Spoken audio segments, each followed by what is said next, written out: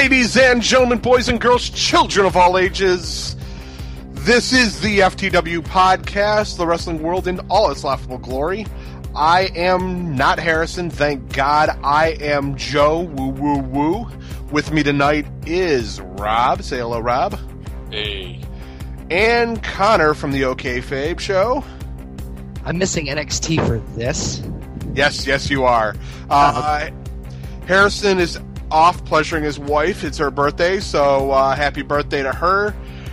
If you're new to the show, check out FTWpodcast.com for more about us and how to get involved in tonight's show, as well as upcoming shows. You can reach out to us on Twitter, Facebook, voicemail, text message, and email. We'll be bringing in your comments and questions throughout the show, so if you want your voice to be heard, this is your opportunity. Tonight's live chat can be found at FTWpodcast.com/live. You can also email questions at FTWpodcast.com. And if you're on Twitter, use the hashtag FTWLive. We'll be reading all of your messages on the air throughout the night. And, whoa, Rob, Impact, lay it on us, man. What was the best moment of the night? You know, I'm going to take heat for this, but just for sheer entertainment value, I have to say one of the best moments of the night was Jeremy Borash coming out and calling Eric Bischoff out for a fight. I wish they would have let that be an actual match, but no, it wasn't. Still, it was entertaining to see. Yeah, it was. Shed of shame. Outside of that, I thought Alex Silva looked pretty strong in his tryout match against Robbie E. We'll have to see what happens this week as to whether or not he gets a contract or whatnot. And I thought it was impressive that Tessmacher beat Gail Kim for like the second time in a row. You know, it really looks like they're trying to build Miss Tessmacher to be an actual threat to Gail Kim. I mean, look at all the people Gail Kim's taken on in the past. And it's going to be Tessmacher that's going to give her a good challenge? Well, not for nothing. Is there anybody left? Really? Like she's like you just said, she went through a lot of them already. Velvet, Nikki. You know, is there anybody really left? Where's Angelina at? Angelina is off with Winter, and they're not on TV land. Oh, well. Maybe she can leave Winter at home and come back and do something. I don't know. I just enjoy the development of Assmacher. I think it's a beautiful thing. She's hot. I'm sorry. I crush. She is very hot. Very much. No her and Velvet in a scissors match would be wonderful. Oh. Yes. What did you think, Rob, about Devon beating Bully Ray to retain the TV title? You know, I thought that was pretty good.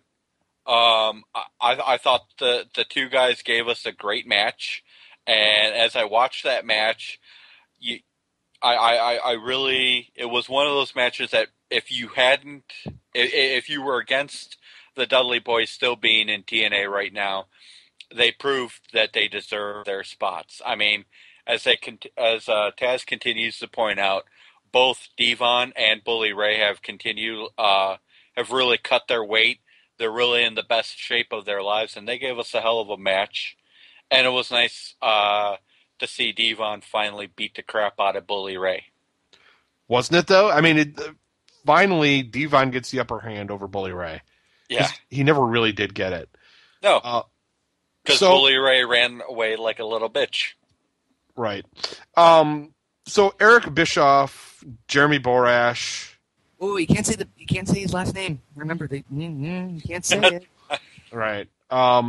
So Eazy-E and Jeremy Borash. Much better. Yeah, I mean, Borash calls out the E, and see now I don't even want to just say Eric. That's what makes this difficult now. Damn it, Conor. I just found it funny that the whole thing was with Bischoff's last name. They censored it, and they, all that, and then the second week they just didn't care. Yeah, they used it 500 million times.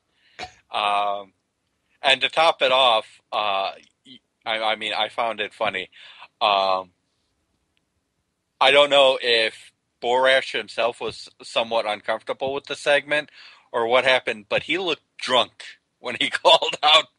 I mean, it looked like Jeremy Borash calling out Eric Bischoff looked like the guy at the end of the bar. It's like, all right, I've had enough of your bullshit. He probably was. He's like, hey, what? We got like a 10-minute segment we got to kill? Give me that. Let's just do this. Yeah, what was his combination with Foley called? The tweak and something connection? Yeah. Yeah, he's very tweaky to me. You know, he's got that type The look tweak, to him all the time. The tweak and tweet connection. Yes, tweet and tweak. Yes, okay. Yeah, I mean, I thought Borash calling him out was awesome. I really wish they would have fought. The entire bringing out the toilet, the porta potty deal. I thought it should have been gold. Yeah, but I mean, they threw him in there, and it just really, like, at that point, you know, my fiance walks into the room, looks at TV, and goes, "What the fuck?" and just walks out again. You know what I was surprised at? That they didn't open it up and Vince Russo wasn't already in there. Yeah, I mean, the thing with the porta potty is just, I mean, that was going, that part you probably could have cut from the show. I mean, because first and foremost, we know it's not real shit. So, I mean, and secondly, skits that end with the same kind of thing are so overdone in professional wrestling. You could have come up with something a little bit more creative. Yeah. So, Rob, we kind of jumped around a bit, but what about the main event? The main event was awesome, but then again, I love seeing Mr. Anderson. And when you throw Samoa Joe and Magnus into the mix, it's even better. I was impressed that they gave Samoa Joe and Magnus the win over Jeff Hardy and Mr. Anderson. Because with Samoa Joe and Magnus, you have two guys who have been buried perpetually, getting the win over two guys that, you know, TNA really considers its top-tier talent. So I think this match, even whether TNA wanted it to or not, this match was one of those matches that went a long way towards establishing Samoa Joe and Magnus as viable tag team champs. Very cool, very cool. Yeah, it's a solid match. You know, it was great to watch. And hey, Samoa Joe won, so I got some points in the FTW draft. Yes, you did, you bastard. You drafted him before I could get my hands on him. No. Sorry, I was going to say quick question about the whole Anderson Hardy thing. So obviously they're continually teaming them together. I was going to just ask Rob and Joe. It looks like they're obviously going to implode at some point. That they're going to have some sort of, you know, confrontation. Who do you think would be the heel of the two of them if there was to be one? Anderson. Yeah. Do you think they turn him back so quick? I mean, well, he's easier to flip. Hardy's just too much eye candy for the skanky little high school girls. Yeah. What Joe said, and Anderson is not really a face at the moment. He's a tweener. I mean, he's a guy who can be face or heel, depending on what you need him to be, and can get about whatever reaction from the crowd he wants. I mean, he can go out there and he can get the crowd to cheer him, or he can go out there and get the crowd to hate him. And if the crowd boos him, Anderson can play right into that and say, "Oh, you want to boo me? I'll give you a reason to boo me." On that note, do you think that turning Anderson full heel after this would be a good call, or do you think that maybe they should just have two baby faces imploding temporarily, kind of thing? Trying to pull a Hogan Warrior thing, or kinda, yeah. I could see that working. Yeah, I would say that probably more than switching Anderson to full out heel. TNA has enough heels at the moment. They don't really need Anderson to go heel. He's making TNA much more money as a face than he does as a heel.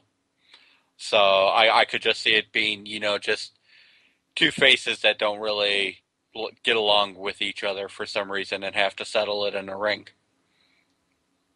Yeah. Fair enough. Okay. For those of you not in the know on the FTW Fantasy Draft, you can go to ftwpodcast.com/draft, and you can check out what's going on.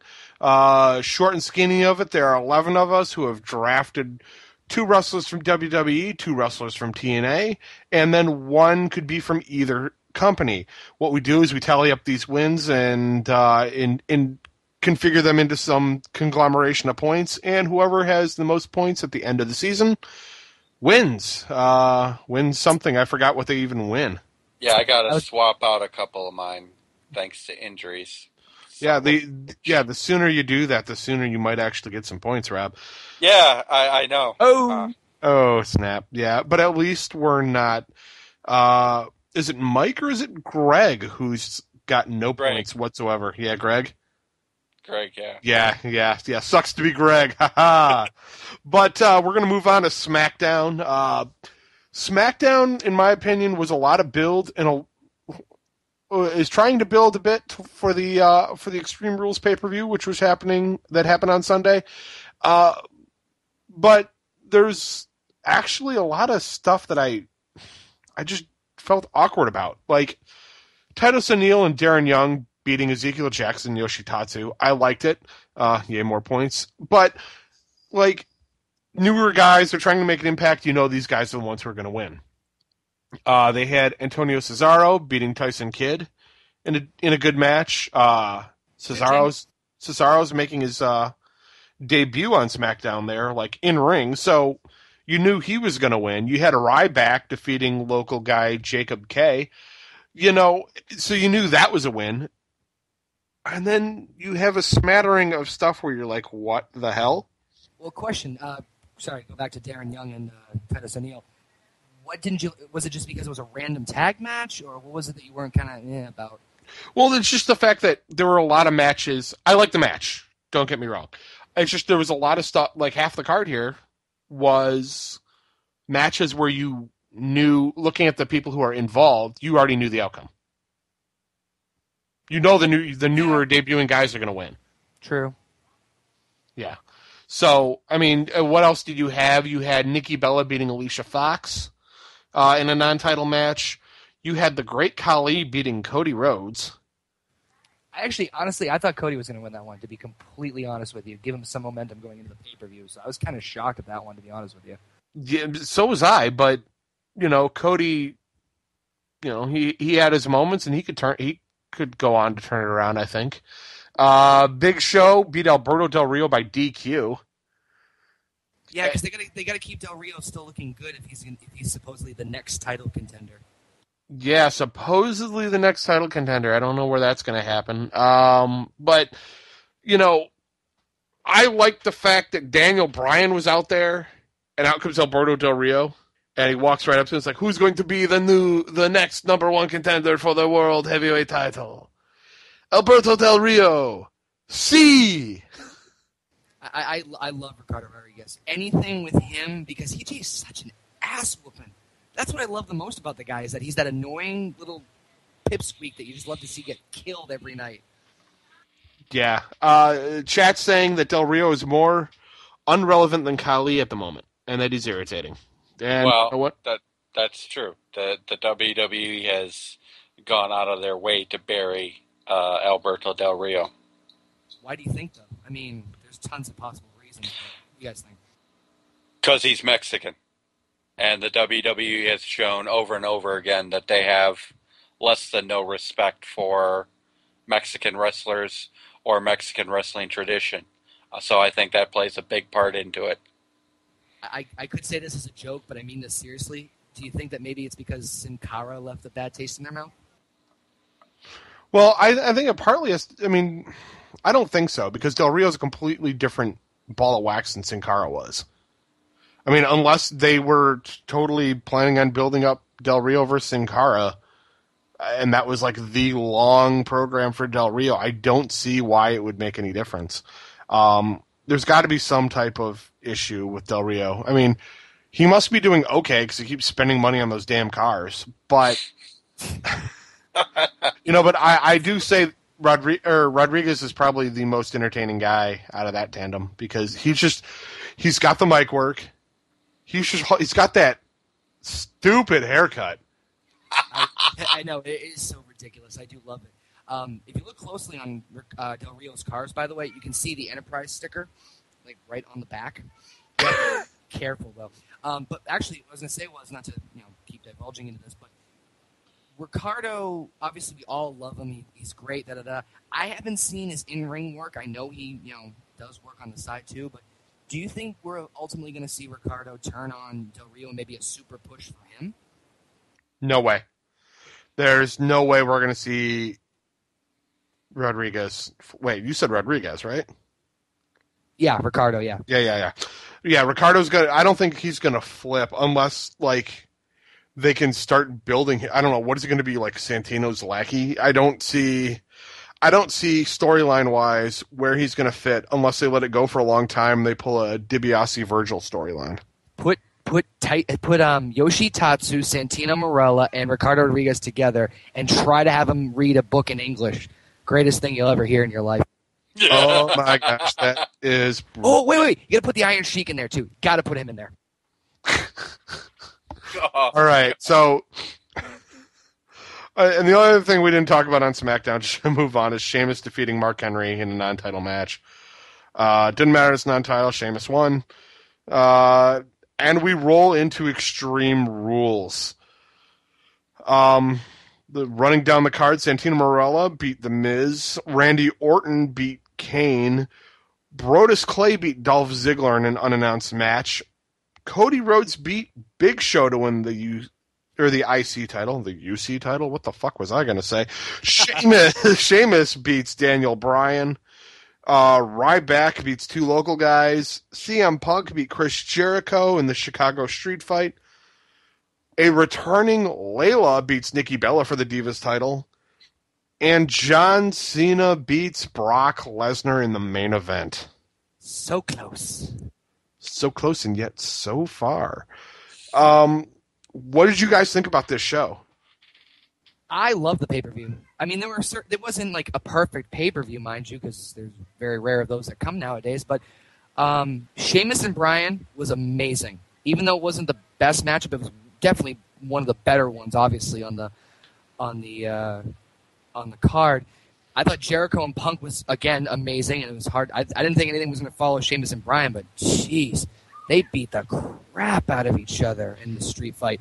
And albeit the finish of the main event with Cena and Lesnar was, I don't want to say controversial because a lot of people are, not really a big fan of it, but I love the fact that Lesnar just destroyed, I don't even know how to describe it really, just annihilated Cena like I've never seen before. Yeah, we've had Cena do the underdog thing and come back, but, He's never taken a beating like he did. And that's what, amazed me, because the crowd was entirely into it. Because I was at a bar watching the pay-per-view, and, I mean, the crowd just was loving it. And then about halfway through the match, they're just like, okay, let's move on, or let's call the match and have something else happen, because just the sheer amount of blood Cena was losing, and just the brutality of it was just immense. To me, the fact that Cena won didn't matter. Didn't matter at all. He could have beaten Brock Lesnar. Yeah, the way he did it, okay, I could see why people are pissed at it. But to me, I really don't care. Just watching, 20 minutes or so of just Lesnar just absolutely pounding the crap out of him. And then when Lesnar flew over the ropes, oh my god. It was just it looked like a spasmodic cat just ran, right, flies over the ropes. Yeah, I mean, half the bar was shouting "Oh, his knee's blown, his knee's blown." I mean, then he did get back up and get back in the ring, but damn, people were just flipping out. I loved it. I 100% loved it, even though the finish, but just loved everything up until that point. The whole coming back from what. I think Cena literally got only that one punch and then the AA and then the finish. That's pretty much offense he had, which is pretty much limited to his repertoire anyway. So we didn't see the 5 moves of doom. which was great. We didn't see, as to my recollection, we didn't see the 5 moves of doom. And more or less, it was just Lesnar just absolutely tearing Cena apart. And it was great because we haven't seen that for a while. We've seen John Cena overcome adversity and and battle his way through. And no, Lesnar he brought the pain. He was an ass kicker, just like you said. That's why I loved it. Yeah, I mean, Rob, where are you on this? Yeah, I mean, we've seen John Cena do the underdog thing, like in the I Quit match, get his ass kicked and everything. But this was much worse than anything I'd seen. I know Diva Jill tweeted that it was like watching Rocky IV. I agree with that. You could also say it was like watching a Jean-Claude Van Damme movie where, he just gets the shit beat out of him, but somehow manages to stumble through and win. I was surprised because I was almost positive that Lesnar was going to win, even though I picked Cena. But I think it really helped Cena in the end, although I would have preferred to see a little bit more offense from him. As for the rest of the card, I'm not surprised about the Chicago street fight. I've seen a couple of those. They've all been pretty brutal matches. And I've never seen, the Chicago guy lose in one of those. So I was really happy with the result there. But overall, I thought it was a solid pay-per-view. We have the chat, and they are debating whether or not Extreme Rules was better than WrestleMania 28. I gotta say, I think it was. I think it was more entertaining, especially when you had a lot of the same matches. But I think that the guys really, I think everybody on the card really pulled out all the stops. I mean, every match had something that really just had the crowds going, oh my God! There was something in just about every match. Well, there was only really, Taker and Triple H and Rock Cena that was really the one that people kind of gravitated towards.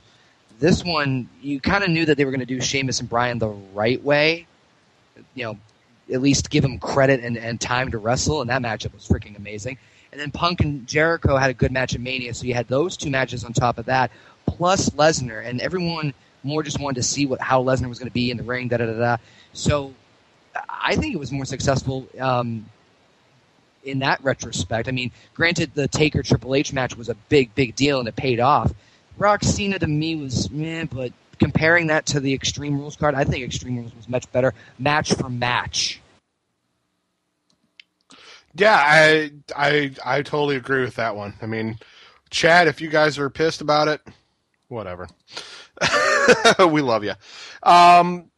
Yeah, so that was Extreme Rules. I mean, we had only 2 title changes, so pretty stellar. So wait, Conor, at Mania, the title change, or no, at Extreme Rules. I'm sorry. Oh, that's right. Oh, yeah, I forgot about the Divas. God, sorry. Yeah, you can't forget about the Divas. Out of our entire FTW conglomerate picks here, who wins? James from Botch Spot with 5 correct. Damn. Good on you, James. Pretty solid picking there. Kevin and I had 3. Rob, Mike, and Garvin ended up having 4, which puts Harrison in the back of the pack with 2. Wait a minute. Was there any interference by AJ during the Daniel Bryan match? I don't remember because Garvin. No, there was not. Garvin loses a point for his pick of AJ interference. The technicalities. Yes. Yeah, I don't remember. I don't ever remember that being a wagering a point. Now that I think about it, I think it was actually a pretty clean fight. I thought we did make that decision just so that we weren't just pulling stuff out random. We'll have to consult the rule book at a later time. Yeah. As we're writing it. No, erase this. People power. And speaking of people power, Connor, how was Raw? What was your high point of Raw? Raw was not, I don't want to say weird in a bad way, but it was just different. I mean, they kind of went right right for the jugular and went for the Lesnar segment with Triple H. And I think we're obviously going to, with the whole contract negotiation, and Triple H isn't going to give Lesnar's demands, and all that stuff. But, and breaking Triple H's arm, you kind of can see the writing on the wall that they're going to be probably setting up something in the maybe not in like next month or so, but, they're obviously going to do something with Triple H and Lesnar now, I think. There's been rumors that Orton and Lesnar were going to be at SummerSlam, which I wouldn't mind that at all, but I think they're going to probably gravitate towards Triple H now, at least with this segment.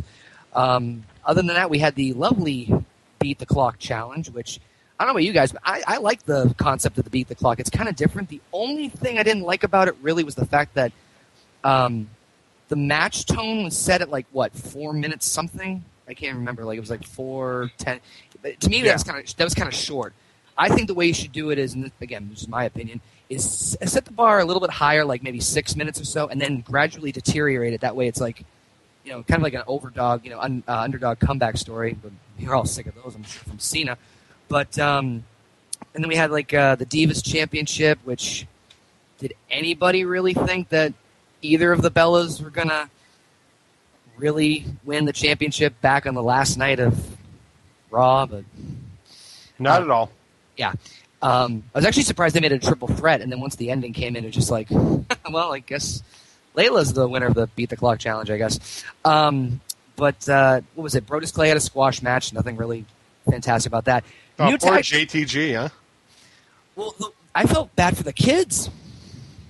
The kids that got in the ring afterwards.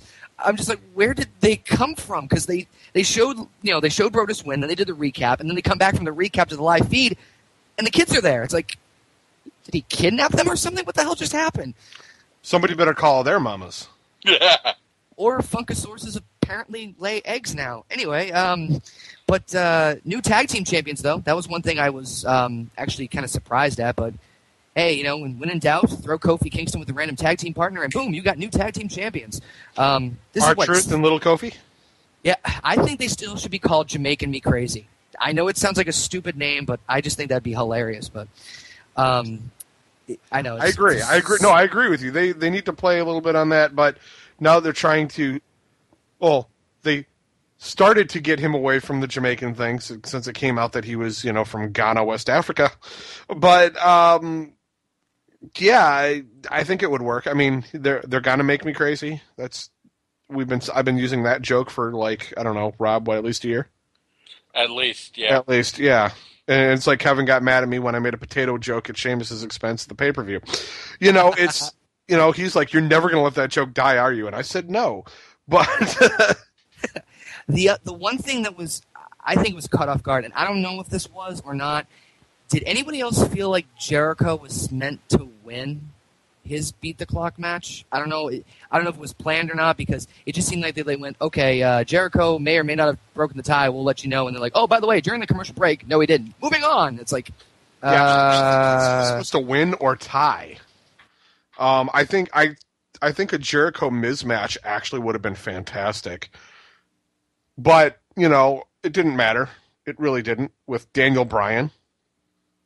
Yeah, that's true. I definitely agree that Daniel Bryan's victory was amazing. Although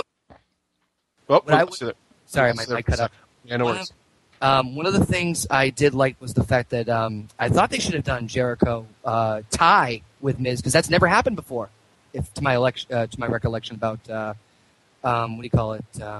Beat the Clock challenge, which would have made things interesting. And I thought Jericho, Miz, and Punk would have been awesome. But the fact that Daniel Bryan won, I was ecstatic, as I'm sure a lot of internet fans and wrestling fans were, because now we get to see that Ring of Honor pay-per-view dream match that, we get to see it over the limit, and I'm not going to lie, I definitely screamed like a little girl.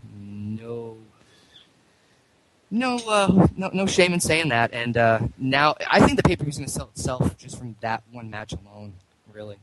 Yeah, I mean, that match actually kind of does make it a possibility of getting it at home as opposed to going to a bar to watch it, just so I can have it on my DVR to watch.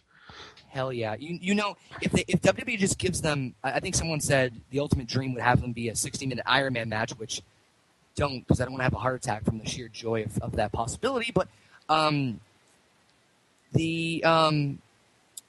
think that this is the first time that everyone's been talking about a pay-per-view not counting Rock Cena, with just this one match in mind. But then again, everyone could be talking about the other match that they're having the Over the Limit pay-per-view, which is, of course, John Cena versus the greatest wrestler who has ever lived, the man who has the most charisma, the most excitement, John Laurinaitis.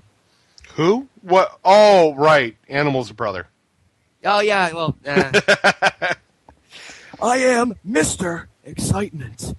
I liked the curveball. I'm not going to say that the matchup itself is going to be, the greatest title match. We all know it's a gimmick match, although it was a nice curveball because I'm sure that 90% of us were pretty sure that it was going to be Cena versus Tensai, not just because of the fact that Tensai came out, but also the fact that, there's been talks about it and blah, blah, blah. But I'm curious to see where they're going to go with this. So where do you lie on the possibility, or what's the over-under on Johnny Ace versus Cena to be the main event at Over the Limit? Do I think they're going to put Laurinaitis and Cena as the main event? Yeah. I really hate to say it, but they're probably going to. And I'll tell you one reason why. Elimination Chamber. The Elimination Chamber pay-per-view was named Elimination Chamber. But the main event was not an Elimination Chamber. It was Cena and Kane. It wasn't for either world title at WrestleMania or anything like that. It was Cena and Kane. And just, obviously there's so much animosity and background with the two of them and everything like that, especially after the whole Lesnar fiasco. They're probably going to make it the main event. Should they? Hell no. They should probably. If they put Punk and Bryan on there, that would be, obviously everyone's going to gravitate towards that, but they're most likely going to, just from the recent way they've been booking things lately, in my opinion. Okay. The chat is agreeing with you. They think that's going to be the main event of the evening. Anybody else have any comments before we move on from Raw? I think it's a good bet that we're seeing Punk versus Bryan, and I think that could actually be a serious contender for main event. I think we might actually see John Cena not in the main event. Blasphemy! Blasphemy! I know that's blasphemy, but we might see it. How dare you question the greatest general manager of all? I can keep it straight. Sorry. It's okay. I'm reasonably sure Cena has two lines in his two caveats in his contract. One says that he always gets title matches, and since that one's not being fulfilled, the other one says he always has to be in the main event. So it's entirely possible that you're right, and John Cena versus John Laurinaitis will be the main event. I'm hoping not, though. Yeah, it sounds like Orton forgot that part of the contract. Yeah. See, Orton wasn't that smart. Orton only got the I have to have title shots whenever I want. And he's stuck in it for 10 years. How sad. Good call. Alrighty, we'll move on to Ask FTW. You can ask us questions by emailing questions at ftwpodcast.com or send us a tweet at ftwpodcast using the hashtag AskFTW. And you can post on our Facebook wall, facebook.com/FTWpodcast. The first question of the evening comes via email from Mike Smith. Do you think we'll see another match hyped up to the level of Cena Rock? Maybe not this year, but in the future. And do you think we'll ever see another rivalry like Austin versus McMahon? Rob? I don't know if we'll get to another match that was as hyped as Rock Cena. WWE really went overboard hyping and pushing that match. I really don't see, just off the top of my head, I really don't see any two stars that you could put together that could come near that. Okay. As for Austin McMahon, yeah, I think that's also probably never going to happen again. Vince McMahon, for one thing, is moving on and leaving the company behind, and I mean, at least stepping out of the spotlight to where he would actually get into the ring. And the rivalry that McMahon and Austin were able to get was just so epic. I think it'll take a lot to come near that. What about you, Connor? What do you think? I have to agree with Rob about Austin McMahon. The Attitude Era in general is something that will, no matter how much WWE or any wrestling promotion tries to do, will never be replicated ever again.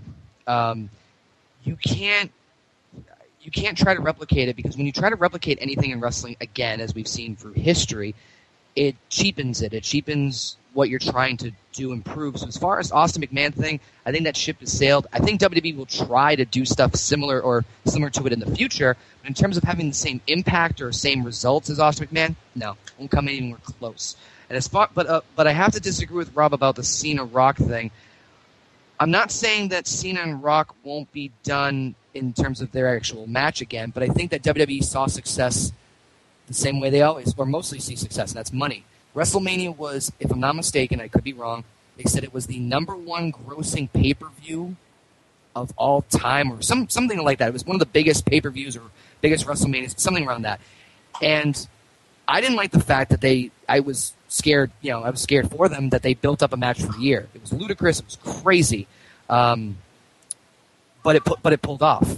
You know, if either one of them got injured, there goes your main event. Almost a full year's build gone just like that. And that's the thing that scared me. It's like, oh, it's just going to blow up in their face. But it pulled off, and it worked, obviously, because of the amount of money it drew. Do I think they're going to do anything similar to that anytime soon? I don't know. It's really too soon to tell. And plus, I don't think there's going to be two characters like Cena and Rock of that magnitude that will draw that many people in to do it again. But I just think that maybe, I don't even say the next 2 years, but I think that WWE is going to, if they see success in it once, they'll probably try to do it again. Well, I think a large part of the sale numbers from WrestleMania 28 came from the return of The Rock. And because WrestleMania was in Miami, The Rock's hometown. Outside of that drawing power, wrestlers that have that kind of draw are very few and far in between. And if you're going to do something like that, I think the WWE is going to have to alter their plan a bit. Even The Rock and Cena had trouble with a year. I mean, there were weeks where neither one of them was on TV because both wrestlers just kind of ran out of stuff after a while. And by the time we got close to WrestleMania, Cena was kicking Rock's ass on promos week in and week out. So it's going to be, so like I said, I'm not saying that the WWE is not going to try it again.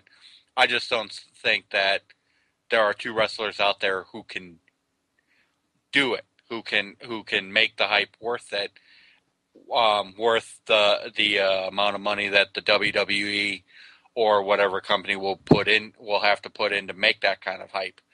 I mean, the WWE spent a lot of money building up that match too.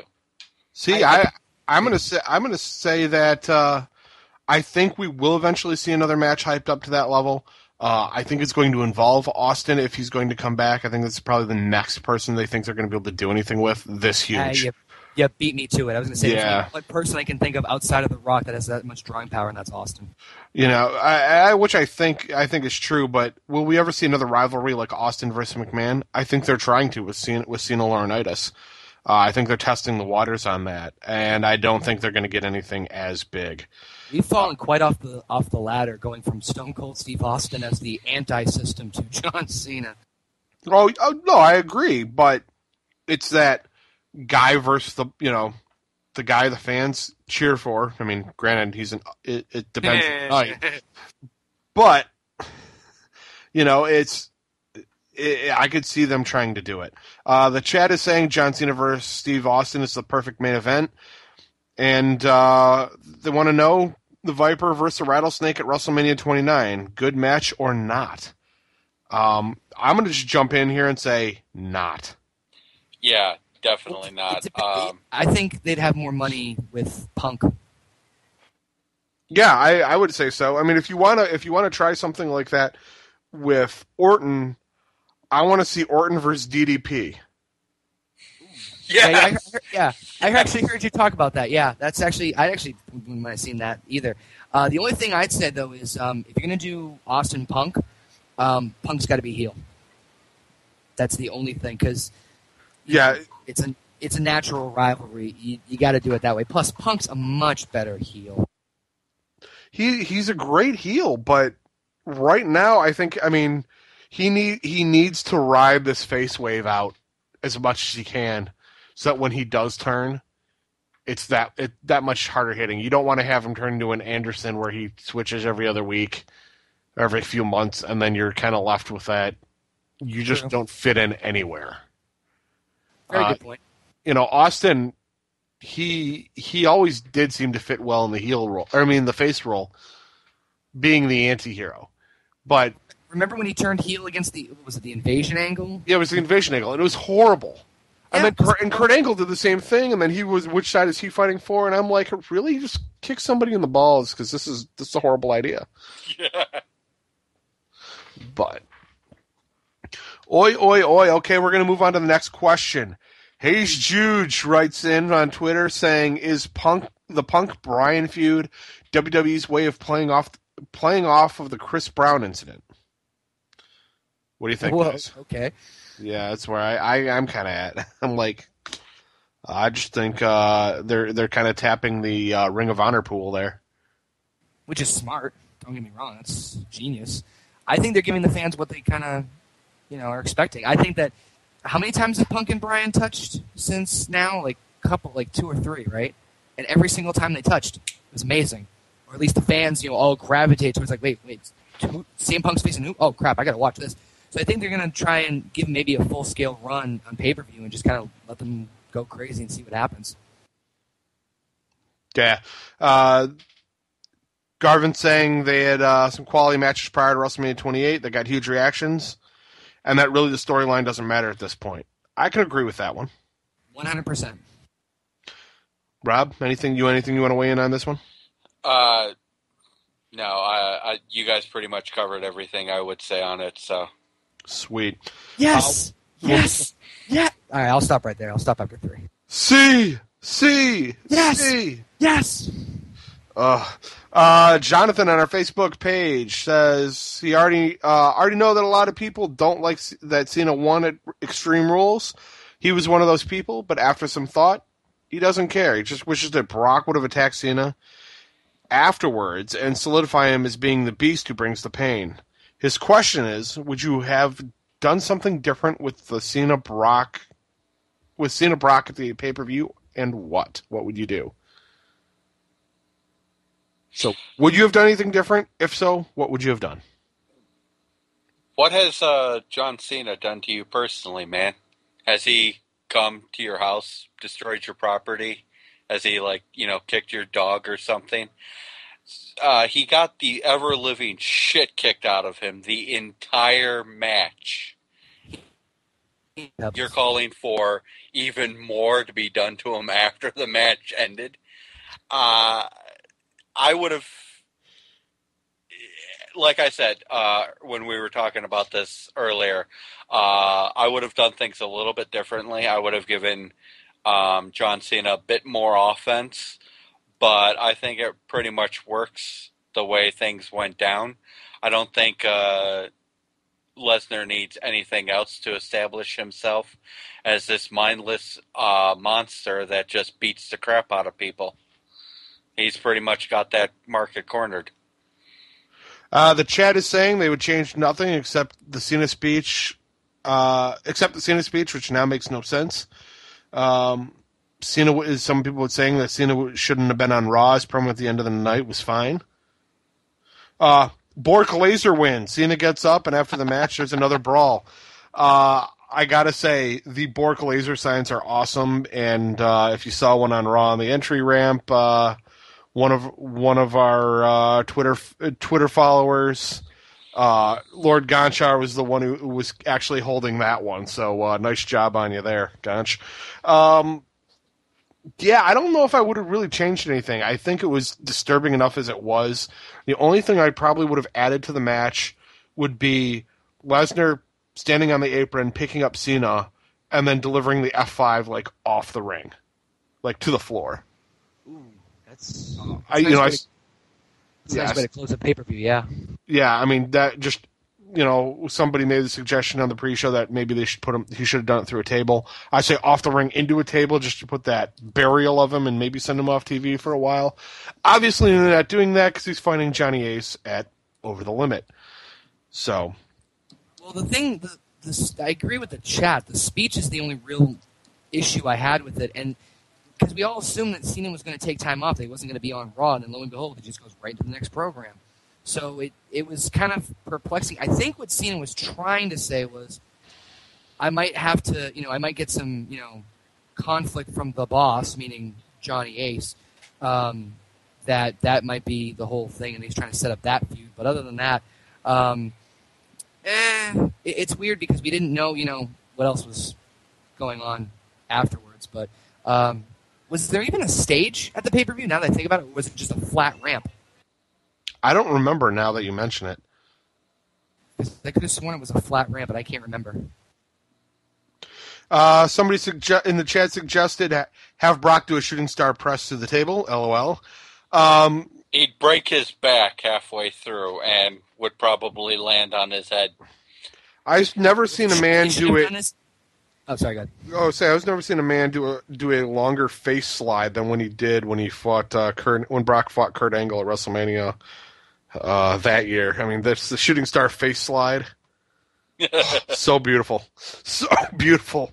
One of the best moments in wrestling. So go ahead, Conor. I was going to say I would love to see Lesnar do the shooting star brace with a broken, break his neck, and then have a sign say wrestling is fake. Nice. Nice. Okay, Rob, anything else before we move on to the next question? Not really, no. Good, okay, because Ask FTW is raging tonight. All right. Enter Attitude Era on YouTube says, as of last night on Raw, WWE is officially just 2 shows, not brands. SmackDown Superstars were in the WWE title Beat the Clock Challenge, and Daniel Bryan won. WWE.com also has just Superstars, not the SmackDown and Raw tabs like they did before, which is a great catch. It seems to be a bit hidden, blah. But on Superstars page, you can divide it up by show, Raw and SmackDown. But that option's all the way at the bottom. Especially since, Bryan, Khali, Big Show, and Orton, they're all supposedly on SmackDown. The whole brand drafts or brand extension doesn't even matter anymore. And if there's any, I don't know, if they think there's any sort of remnants of it left, they're kidding themselves. I mean, hell, we had a whole night once a year devoted to switching Raw and SmackDown rosters. Now they just oh, by the way, Del Rio's on SmackDown, by the way. Well, and they did that, and even when they had the draft, when they devoted an entire Raw to it, a couple weeks later, it's like, oh yeah, so-and-so's over here. The WWE's learned from experience that with injuries and wrestlers needing time off and everything, it gets really hard to maintain consistent rosters for 2 shows. Sometimes you need to swap guys from one show over to the other. So I think the WWE is going back to what will work for them. And I, for one, actually kind of like it. I don't think they should divide themselves up into Raw and SmackDown anymore. No, especially if they're trying to interject new guys, too, which, but sorry. Yeah, Right. I mean, we'll see what they do. I mean, with this division here, it's, or lack thereof, Johnny Ace being in control of both shows. I mean, they've pretty much washed away the brand extension. Yeah. So, our final Ask FTW question of the night comes from the live chat. The XCorp18 asks, why is WWE caring more about John Cena than their own WWE champion CM Punk? Anyone? Because John Cena is much better friends with Vince McMahon, Triple H, and The Undertaker, and those people are how you get ahead in WWE. John Cena is also Mr. WWE. I mean, this guy is a company man through and through. He does whatever is asked of him, and he's also got an amazing work ethic. I'm not saying that CM Punk doesn't. I'm just saying that when you have to lock the gym and force the guy to take a vacation, that's an amazing work ethic, and that's something that few people can really live up to. And there's the fact that John Cena has made the WWE a shit ton of money, much more money than CM Punk has made them. Yeah, it's not so much as a pure wrestling fan decision; it's a business decision. I 100% agree with Rob. There's enough. Cena's where it's at. Cena's the lead guy. It's just Hulk Hogan, just in purple or whatever color he's in now, green. It's really all it boils down to. It's a modern Hulk Hogan who has a lot more talent than Hogan did and a bigger moveset. He just moved the hand from his ear to his face. And I'd like to move my boot from his head to his face. I don't know. They both need to be kicked in the face. I think that John Cena is much more marketable than CM Punk is to the WWE, and that's why you're seeing it.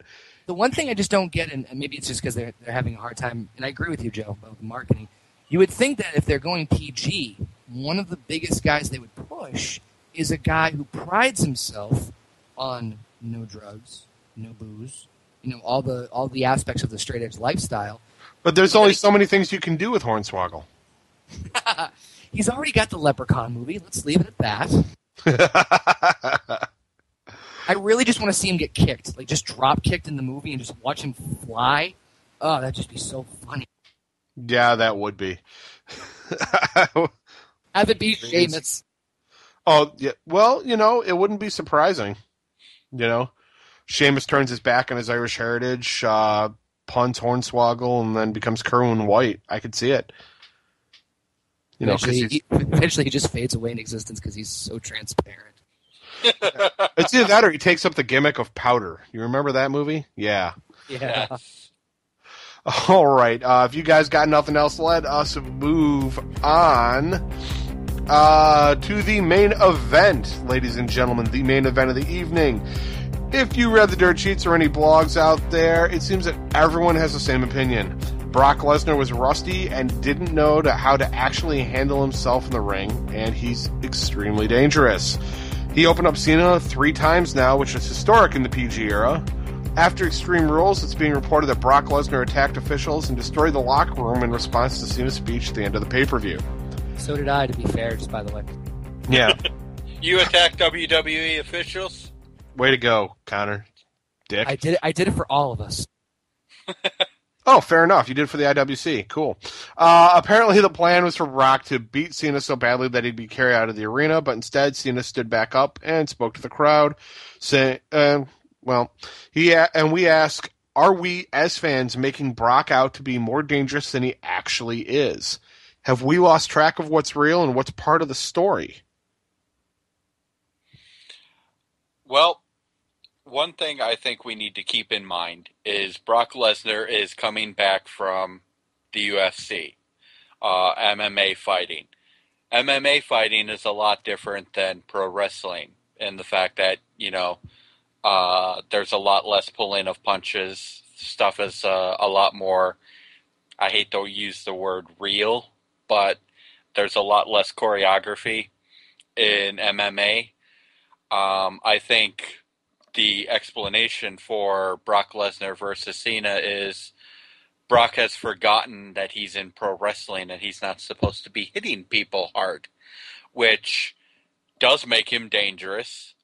And I think we saw proof of that in Extreme Rules when he opened up Cena 3 times. And if he doesn't get that under control, he's going to find that he's not going to be in the ring very often at all because the WWE won't want to deal with the fallout from that. You're operating under the assumption that he was not supposed to open Cena up. I think that was part of the thing. I think he got an extra fat paycheck just to. I think Cena got an extra fat paycheck just to take the possible concussion there. I think him being opened up was planned. That's an entirely a possibility. Like you said, I'm assuming that it was not. I could be wrong, but in the PG era, the WWE has gone to extreme lengths, pardon the pun, to avoid having wrestlers bleed. Well, And first off, we're not going to pardon the pun. I'm sorry. No. and and 9 times out of 10, when a wrestler has bled, it's been accidental or it's been the result of something going wrong. So I am going to operate on that assumption and say the WWE hasn't changed things. Where I think the work comes in is these stories about Lesnar blowing up and destroying the locker room backstage. I think that might be more of what Jonathan on our Facebook page was talking about.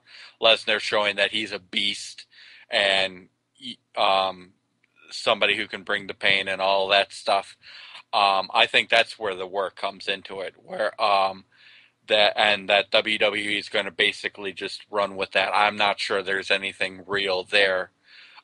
We've all pointed out how the dirt sheets and the blogs will report just about anything that anybody tells them. So, Okay, Connor, your thoughts? I actually have a question to ask you, Joe. So I understand you think that it was done on purpose, the whole cutting Cena open.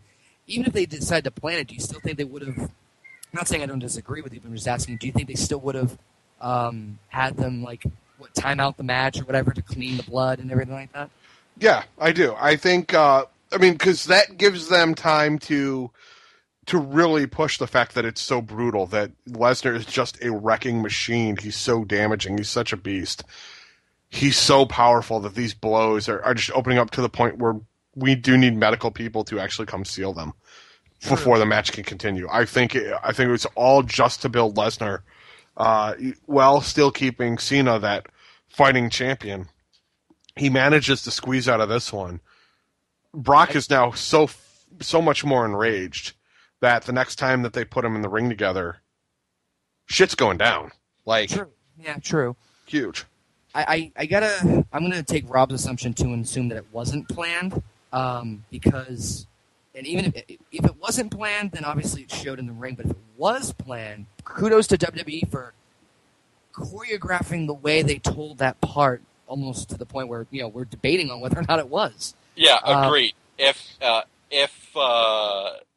If Joe's right, then the WWE creative team gets a big kudos for presenting that in such a way that, it looked, like you said, Connor, that we're here debating, was this real, was this not real? Yeah, because think about it. You have a guy like Lesnar who, even though he's had a history in the WWE, he's a former UFC heavyweight champion, which is a title that you don't take lightly. And you put him in the ring with almost, when was the last time he was in WWE? 8 years ago?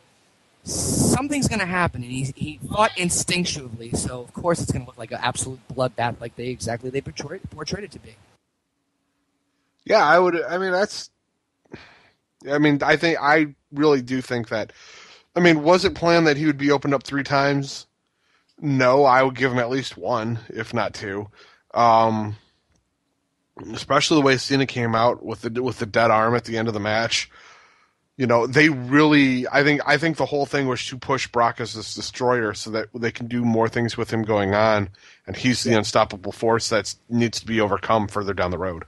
Absolutely. And to answer the earlier question, do we think we're making Brock Lesnar to be more dangerous? No, because I thought he was dangerous even when he left WWE. Guy's a beast, even though he looks like not as good as he did when he left the WWE. But still, look at the guy's accomplishments outside of wrestling in terms of sports entertainment, whatever you want to call it.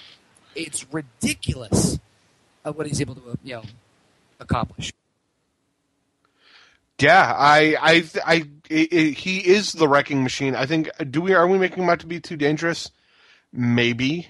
Because looking back, yeah, he was dangerous when he was in the WWE before. But now it's a fresh start for the Danger, and it's a brutality we haven't seen before. So I think it is. I I don't think we're making him out to be too dangerous. I think the WWE is making him out to be extremely dangerous, and we're just picking up on that vibe. That's where I'm at. Very good point. I agree. So, well, Rob, any more points? No. Cool. I think we've pretty much covered this one. Alrighty, we're going to move on now to Quick Hits. Yes, sir, Quick Hits. It's the section of the show where we bring up a topic and everybody gets about, 30 seconds to scream at each other? I forget. I listen to Harrison give the same damn speech every week, and I never remember. We get 30 seconds to a minute, somewhere around there, whatever the timekeeper Garvin says, to give our points on the topic, and if there's time left over, we'll scream at each other. 99% of the time, we don't have the time, but, it happens anyway. We scream at each other anyways. Yeah. That's the fun part. Isn't it, though? Thanks. So, our very own Kevin, oh, what sweet Kevin, little Kevin, raised an interesting point to me at the Extreme Rules pay-per-view viewing that we went to. His question is WWE cheapening WrestleMania because they consider it a guaranteed buy and pushing better matches to other pay-per-views, much like we saw at Extreme Rules? Let's go with Conor. It's possible. I could definitely see his valid argument behind it based off of, the pay-per-view yesterday. Jeez. The pay-per-view on Sunday, but I think it's still a little too soon to tell, but definitely it's, looking that way. I mean, the only real match that stood out at WrestleMania in terms of in-ring ability, to me, was either Punk and Jericho, but obviously more importantly, Taker and Triple H.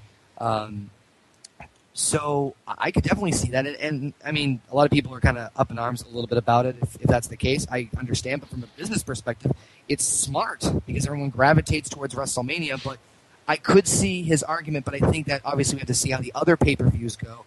It might be a little too soon to tell. So I'm assuming we're going with the 1 minute thing here, because I think that was a little longer than 30 seconds. Rob? I agree with Conor. I think it's more business than cheapening. I mean, obviously, yes, better pay-per-view, better matches are being pushed onto the other pay-per-views, but that's because the WWE considers WrestleMania a guaranteed buy, and with other pay-per-views, they have to sell the pay-per-view. Yeah, see, I'm going to agree with you guys on that one. It's more just business. I like the fact that they're pushing some of these matches to be on other pay-per-views and be better matches. I still want those at least one hugely epic match at WrestleMania, and sometimes I don't think we always get that. At least not in the last couple of years. I don't think we've got that really mind-blowing match. But then we see matches like CM Punk, Cena at Money in the Bank, and we all forget about that because that match is too damn good. Shit. Yes.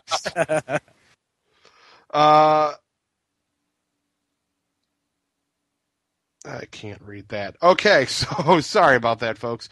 So I guess we are not moving those topics to the quick hit. Fuck it. All right, guys, we'll just hold on. Gotta love live chat, folks. Gotta love it. Gotta love live. You gotta love a live show because when we make changes mid-show, we get a little disorganized, and we can ridicule. This is Harrison's fault. This is just it's Harrison's fault. So pipe bomb. Yeah. So the New York Post has an article with Hulk Hogan talking about TNA regarding the new concept for Impact Wrestling. Hogan says he will leave TNA if it doesn't work out. Quote, "We are going to give more power to the fans, make them more involved and more important. I can't say much more, but I can say this. It's either going to be really right on this one or really wrong. If I'm wrong, you probably won't see me again because I'll be hightailing it out of here." The rumors are suggesting that the new concept is something where TNA will be calling on their fans to film TNA wrestlers whenever they may encounter them in and out of the ring, like a TMZ paparazzi style. Sources say in TNA talent is not thrilled with the idea, with people joking about Hogan encouraging candid footage of TNA stars, considering how bad his image has been hurt by TMZ coverage. The divorce, his son's car wreck, his sex tape. So the question begs, is this a good idea, and how does this make the business better? Rob? Surprise, surprise. Hogan hightailing it out of a company if something he likes doesn't work out well. No, this is a horrible idea, and it doesn't make the business better at all. Professional wrestlers should be able to have private lives outside of the show.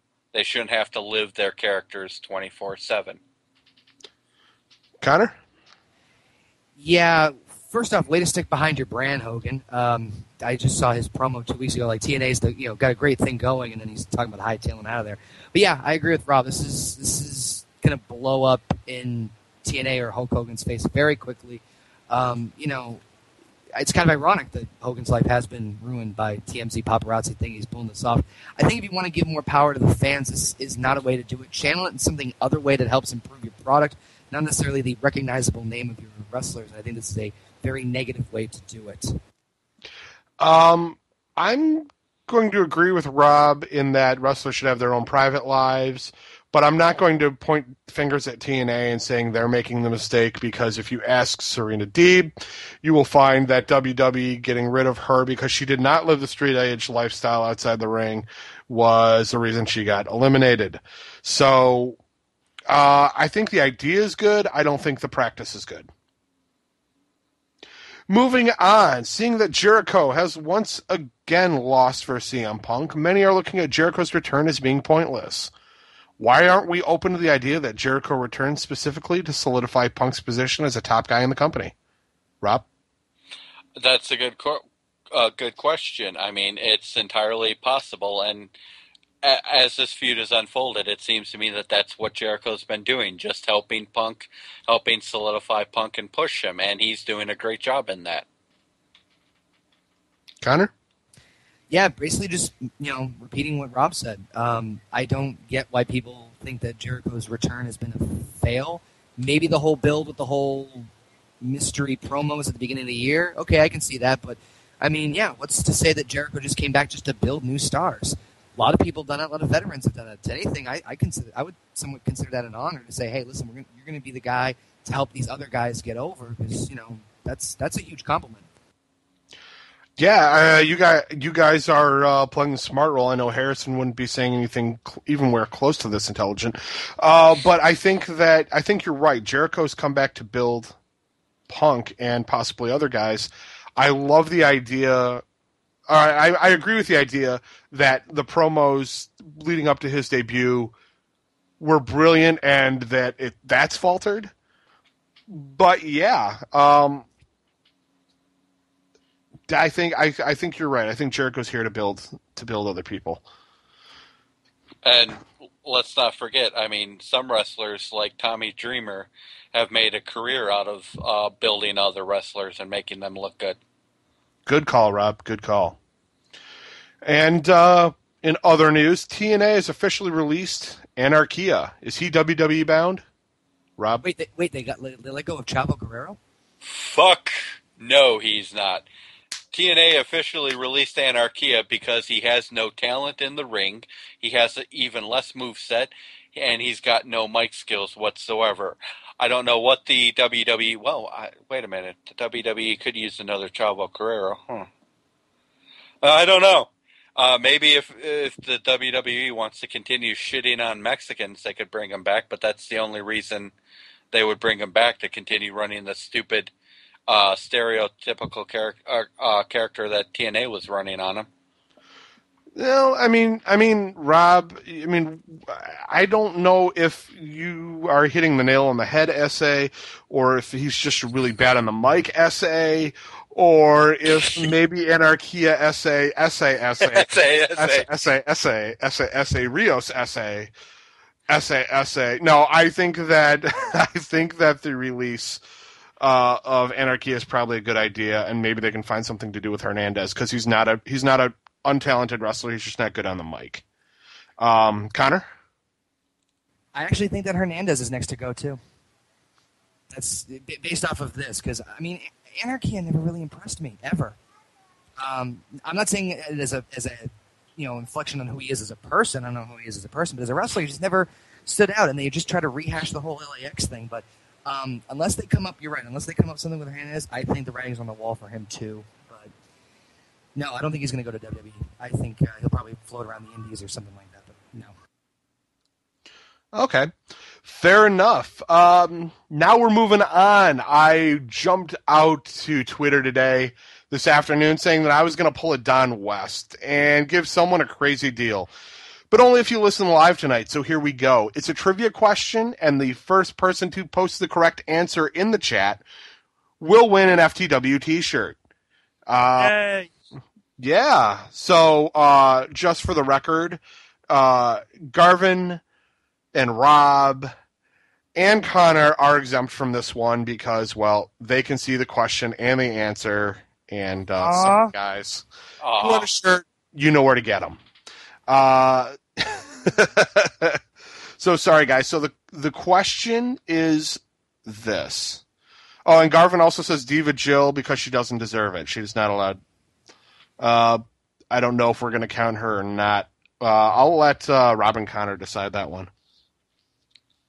I say counter if she gets the correct answer. Yeah, that's fair. All right, ladies and gentlemen, get your keyboards ready. Here's your question. For an FTW t-shirt, what are the names of Brodus Clay's 2 dancers? Oh, wait, we're exempt. Damn. Yeah, we are exempt. So let's see who's going to get that. As that gets laid out, the FTW draft, a huge event for us.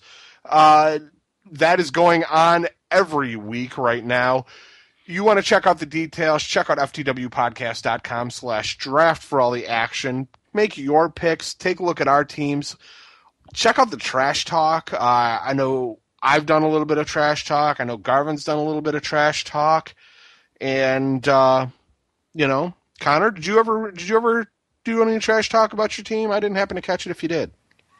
No, I haven't had a chance to. I was actually going to do... I didn't talk trash. I just mainly explained why I picked the guys I picked. And a majority of them were just kind of... I wasn't looking for the top guys. I was looking for guys that were mid-card that were hopefully going to maybe get some decent pushes in the next couple of months. But no real trash talking other than the fact that... I did have a little bit of a conflict with... I think it was Amanda about the fact that I took Devon, and then right after I took Devon, they announced he was defending the title every week. That was brilliant. That was incredibly brilliant. So, good move on you. That's just a stroke of luck. Like last season when I ended up with John Cena and Randy Orton, both with titles and both on a major push. I mean, granted, in the end, it didn't work out for me. I came in second, but still. I lucked out big time. Yeah, you did. You totally did. Well, the trivia question, what were the names of Brodus Clay's dancers? The answer was Naomi and Cameron. And we're going to go with Wild Rush as the winner in the chat, or Will Rush, whatever it is. Will, please either direct message me your mailing address and a name that we should put in there for you, because not everybody uses their name as their Twitter handle.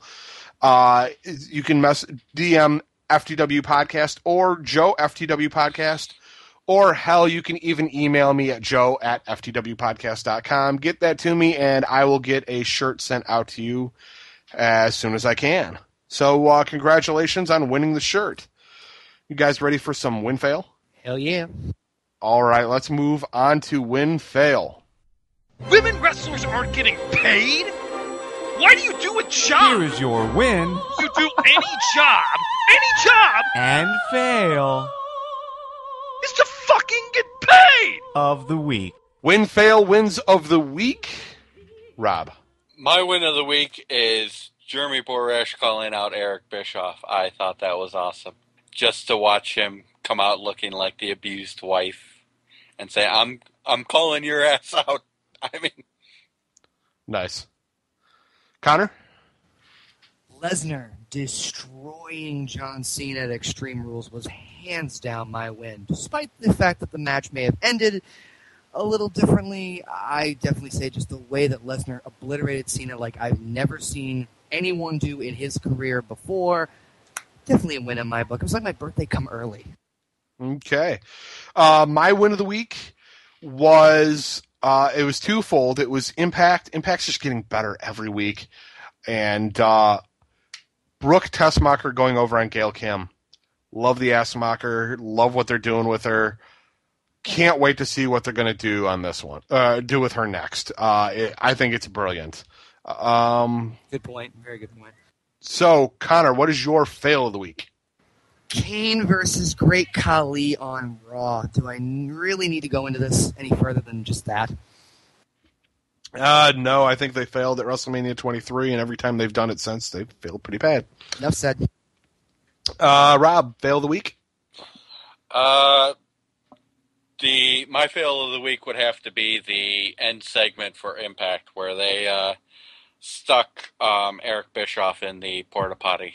I mean, it was a horrible ending to what was otherwise a great show of Impact. Fair enough. My fail of the week is, I want to say it's Miz not winning the Beat the Clock challenge. Not that I don't think Daniel Bryan, I can't wait for Daniel Bryan CM Punk, but for Miz to be on such a backslide, for him to win the Beat the Clock challenge and at least get a shot to push him back up against CM Punk, even if it's a short match, I still think it would have been good to see. And then you could have done Daniel Bryan CM Punk at the next pay-per-view. It still works fine, but I do like the idea. Do you think they're trying to do a slow re-push of Miz, and this is like a start to it? Could be. Yeah, that could very well be. Going over the wins and fails in the chat. Chat says Sheamus versus Daniel Bryan, dropping the Bellas, Bork Laser destroying John Cena, and breaking Triple H's arm. Go Bork Laser. Yeah, Bork Laser. Their fails, Cena winning, the Beat the Clock botch with Jericho, Kane versus Khali, and Cody Rhodes losing to Great Khali. Also, Miz losing to Santino at Extreme Rules. I could see that. I could definitely see. Yeah, Cody losing to Khali surprised the hell out of me. It really did. I thought that it'd give Cody at least some momentum, especially with him ultimately winning the belt at the pay-per-view. I just didn't expect that.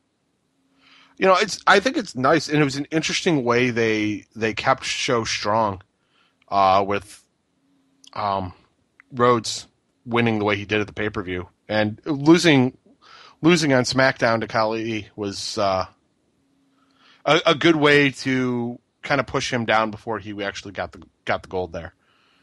True, very true.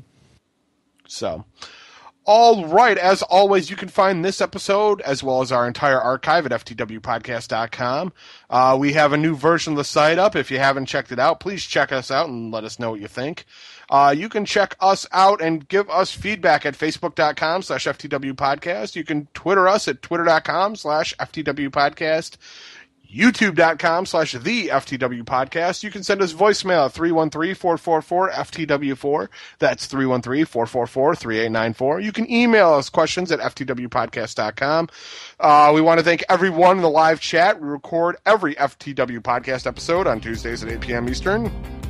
And you can check out all the hot action at ftwpodcast.com/live. You can check out Connor.